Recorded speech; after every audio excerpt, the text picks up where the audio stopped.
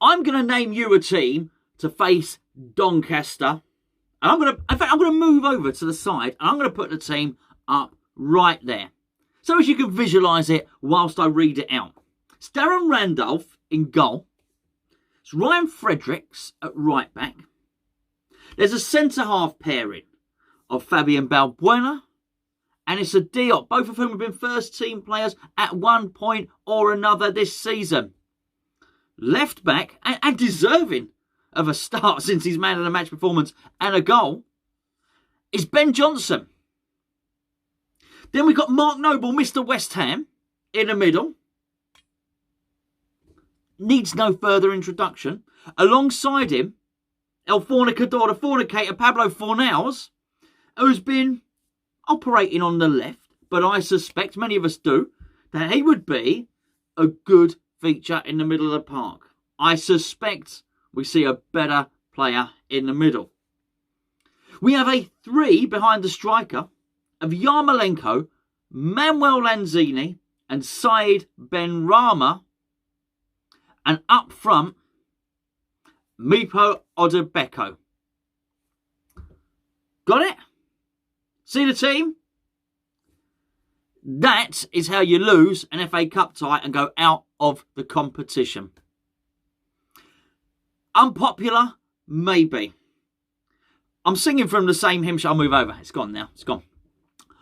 I've been saying this. I'm consistent. I'm singing from the same hymn sheet. My hymn sheet. I wrote the hymn. Literally, I've been saying the same thing for a long, long time. If we'd have gone with that team against Stockport, we lose. Highly likely. Highly likely. When you read through the names, when you look through the names and you see Diop and you see Noble and you see Yarmolenko and you see these players, you think, that should be enough, right? But when will we learn? When do we learn? I think we don't. I think some of us don't. Football is about opinions, of course. That's why this whole channel's about opinions. However, I'll tell you where this has come from. And it's not alone. This is a good poll. Claret and Hugh, before each game, hold a poll. And I think they get about 400 votes. That's a good poll by anyone's standard. When you're doing elections for general election, they're trying to get polls. You only need 2,000 people for an official poll.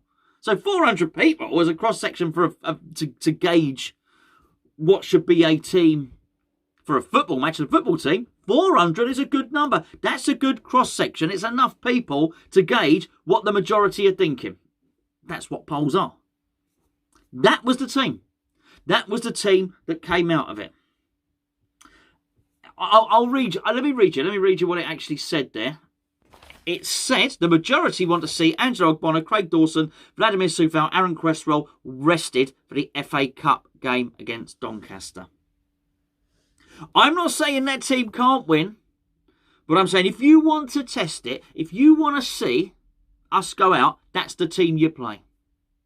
Because the other team, and you don't need me to do it for you, the first team, you all know what the first team is, right? It's not that back four. None of that back four has none of the first team back four in it. You know the central midfield pairing? That's what you have to play. You don't take that out. And that was Stockport who we struggled with. Granted, it was a boggy, nasty, horrible pitch. The rain was coming down. We're at the London Stadium for this. It's like a carpet. It's so much like a carpet, they even put a carpet round the outside of it. That's how good that pitch is. So it's not going to be waterlogged. It's not going to be like that. But this is a good day out for Doncaster. And Doncaster are in very, very good form. I mean, really good form. You take a quick look at League One, which where they're from, you think, oh, good, fourth in the division. No. The team at top have played 2 games more. Doncaster win their game in hand over, and they have a game in hand, at least a game in hand over the 3 teams above them. They go top. They've lost 1 in their last 5. They've won their last 4 FA Cup games. They are a good, decent team, and they fancy their chances. And so you have to ask yourself, how much do we want to do this? Now, you can play Odebeko if you want to. And you can play Odebeko and that can be successful.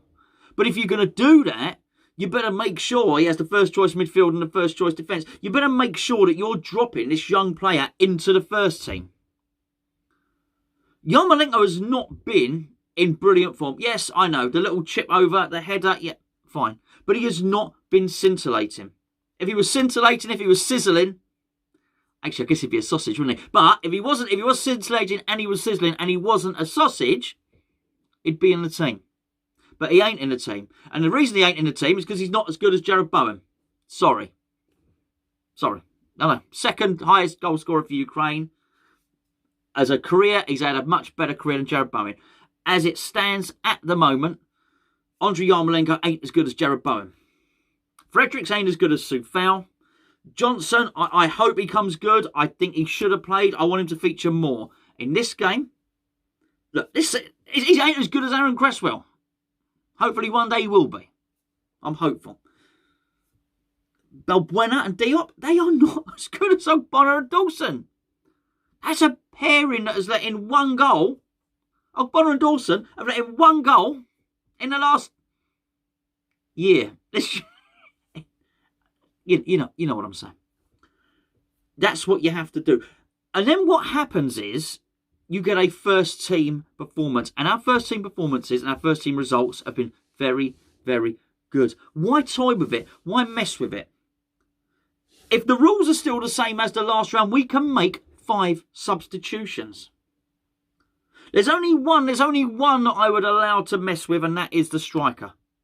For the reasons that I discussed in my video yesterday, for the reasons that we already know. So for that reason, put Odebeko in there. Fine. But make sure it's Aaron Cresswell putting the crosses over. Make sure that it's Thomas Souček coming and joining him to nod one in at the back post. What we have been really good at a number of things. One of them has been bullying, out-muscling, out-heading. A massive part of our aerial prowess has been Thomas Souček and Ogbonna.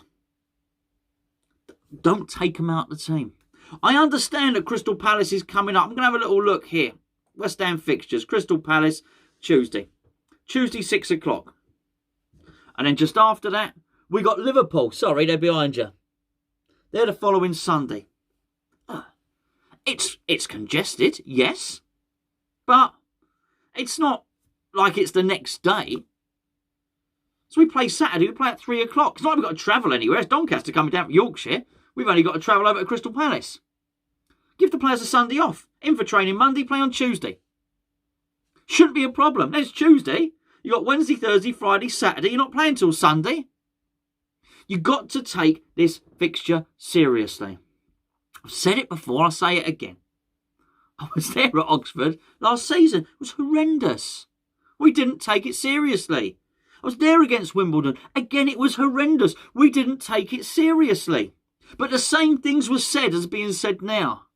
This team is good enough to beat Wimbledon. This team is good enough to beat Oxford. I'm excited to see what Ajeti can do. So on and so forth. Whatever it might have been. In all honesty, I can't even remember. One thing I do remember about that game is Nathan Holland played the first half, was the best player on the pitch for West Ham. Got taken off at half time. Tried to rescue it. Couldn't quite do it. But he didn't take it seriously. It does 2 things. It tells our players, by message by stealth, if you like, that actually the coach ain't taking it seriously. He can say, I want to win this, lads. I want to take it really, really seriously. By the way, the centre-back partnership is Diop and Fabian Balbuena. Well, you can say you're taking it seriously, but the players aren't fools because the players know that ain't the first choice centre-back pairing anymore. So they think, okay, well, he's saying it, but it ain't that serious. We don't have to give quite as much. The other thing it does is it motivates Doncaster, who have got a big journey down, who want to get through to the next round. This one's on the BBC iPlayer, as I understand it. It's not a big money spinner for them. They've lost the ground share revenue. They normally FA Cup games, you want to be drawn against away to a bigger team. Particularly a team with a big stadium like West Ham. We'd never have got 60,000 there, but maybe we get 40,000 in there for that game or something like that. Get a big share of that. They don't this time. So what they want is a televised tie. They haven't got one on a BBC iPlayer. If you want to watch it on telly, you've got to press the red button. And probably another red button. We're somewhere. We're somewhere under the dirty washing at the bottom of the basket. That's where we are. They're not getting much money for this one. They want to get through to the next round because they need money. Possibly to even stay afloat. But the manager's going to turn round if he sees this and he'll say, look at this team, boys. They're not taking this seriously. They think we're a walkover. They're putting their reserves out. And he'd be right. He'd be right. As much as we might think, hey, Fredericks is good for this one. Fredericks is a West Ham reserve now. I'm sorry, he is. He's a reserve because he can't get into the first team. Can't get into the first team because he's not as good as Soufal. And you can say that for all of the players. Maybe not all of them. One or two. Maybe Fornals, maybe Benrahma. Are not. Can be considered to be possibly first team players. Certainly Fornals. But I look on that. I think, no, why would we think that we can that Mark Noble is not good enough for us this season? And he's not, unfortunately, for David Moyes. But he'll suddenly be good enough for this. He might be. He might score a pen, we win the game. Yarmolenko might score a worldie, we win the game. But it's a risk, and it's a risk we don't really have to take, and we don't need to take. So I hope we don't. I hope we take it really, really seriously. So I would play the proper team. You don't need me to spell it out, but you know what it is. Maybe not Antonio, but Antonio's on the bench. And then you have some of the players there to feature with a couple of youngsters. You get in the lead, you get your 2-3-0 lead or something like that. Then you bring on Fredericks. Then you bring on Balbuena. Then you bring on Mark Noble. Give Nathan Holland a little run out, something like that. That's what you do. That's the sensible way to do it. The two things are not mutually exclusive. I understand the reasoning for wanting to rest players. People want to rest players. Oh, we've got Palace coming up. We've already shown, you can see in very, very recent history that we can play 2 games in a week. When we played very recent, I can't remember which the club was. It might have been Sheffield United. Can't remember precisely. We played twice in a week. They hadn't. They'd had a rest. It was Everton. That was it. The Everton game got called off because some Manchester City players tested positive for COVID. We'd played 3 games in 8 days, something like that. They had a week. They had a week's rest. We still whooped them. So I don't buy into that. So it's not one or the other. They're not mutually exclusive. It's not, well, if we go for this, we lose against Crystal Palace. No. I totally reject that mindset. Win this. Give the players the next day off. Bring them in for training on Tuesday. Get Paul Nevin there working on the sneaky set plays. Little sneaky bits and pieces. And go and then beat Crystal Palace.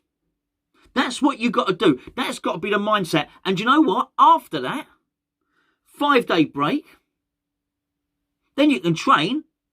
And quite frankly, if you're in that positive mindset, bearing in mind they seem to be in a bit of a pickle, beat Doncaster, beat Crystal Palace, positive mindset, then go and beat Liverpool.